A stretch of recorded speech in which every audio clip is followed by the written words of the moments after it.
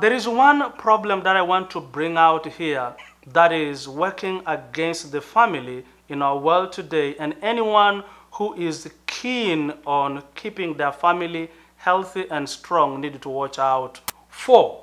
And I believe the greatest threat to the family today is the problem of divorce. Recently, my wife and I were visiting with a young American couple. As you can probably tell from my accent, I come from Tanzania, and that is in Africa. And so we were visiting with this couple. They invited us over for dinner, and we ate dinner together. It was a wonderful meal. And we were just talking. In the course of our conversation, they wanted to know how long my wife Aisa and I had been married. And we told them we've been married for about 14 years now. And they wanted to know what was the secret behind our staying together in marriage for that long.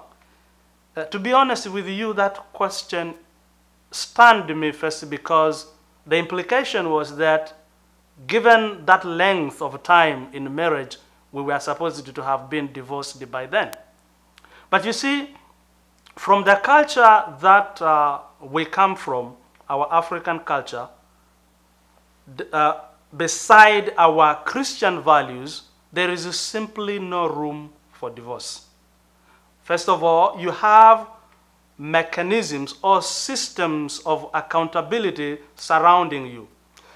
The couple who stood with us on our wedding day, the best man and the matron, we don't just pick someone unmarried and a boy and a girl, or a man and a woman. No, they have to be a married couple. That's just the way it works in the culture that I come from.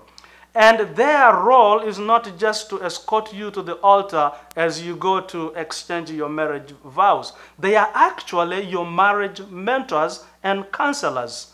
If you encounter any problem in your marriage, and I believe every married couple know what I'm talking about, there are those intense moments when you have to sit together and have what I may call some intense fellowship to iron out things and discuss things and resolve issues.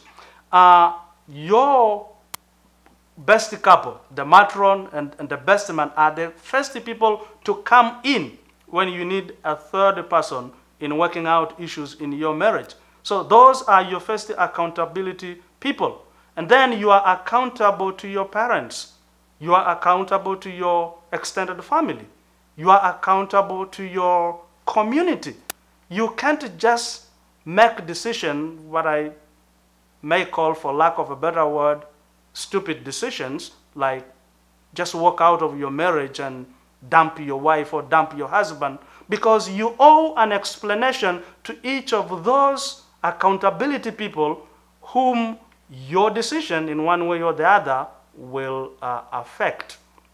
Now again, living in two cultures as I have, because I have lived in the Western world for quite a good time now, you always run into the temptation of making comparisons. So comparing the outlook of marriage and the family between these two cultures, I see there is an easygoing outlook here. There is a rather more individualistic outlook of life here, that someone is more self-absorbed. They care more about their own business and less about someone else's business. And that's why it is easy for people to just decide to call it quits when the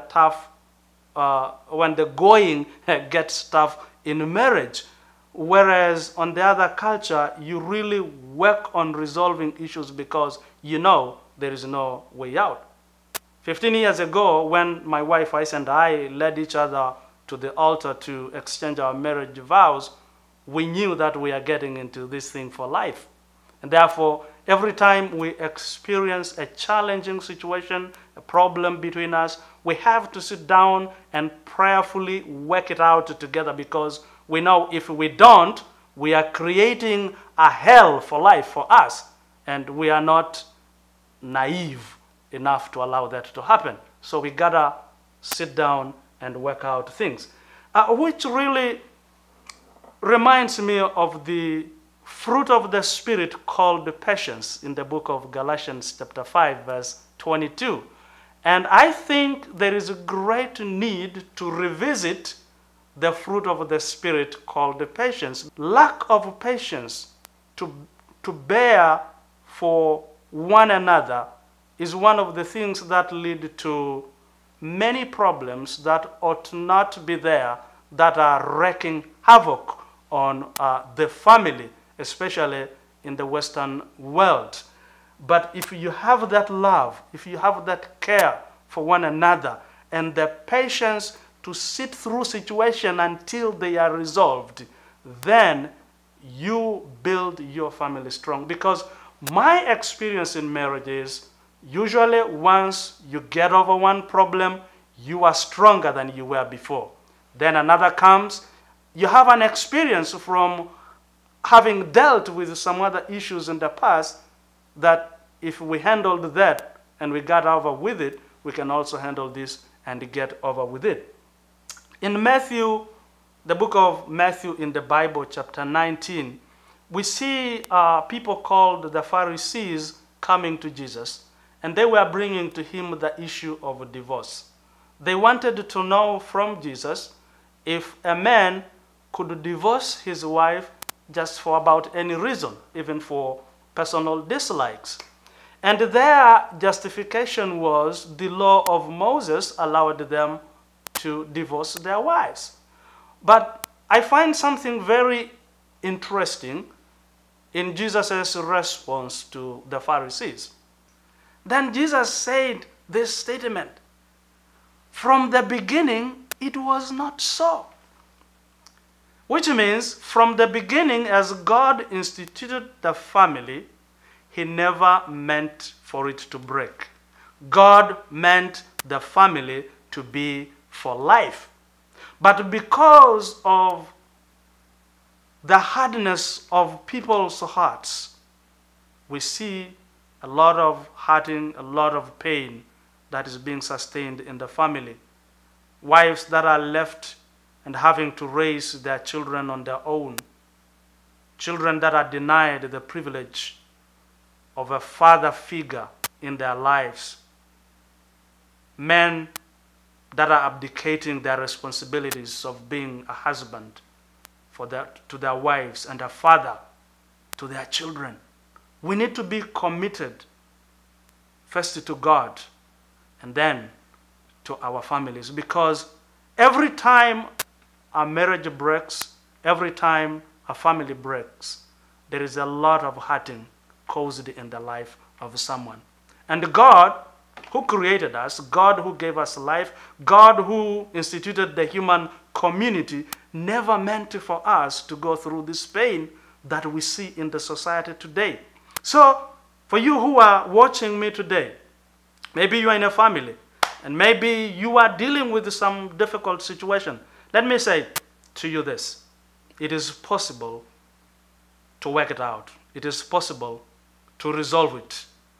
Opting out is not the solution.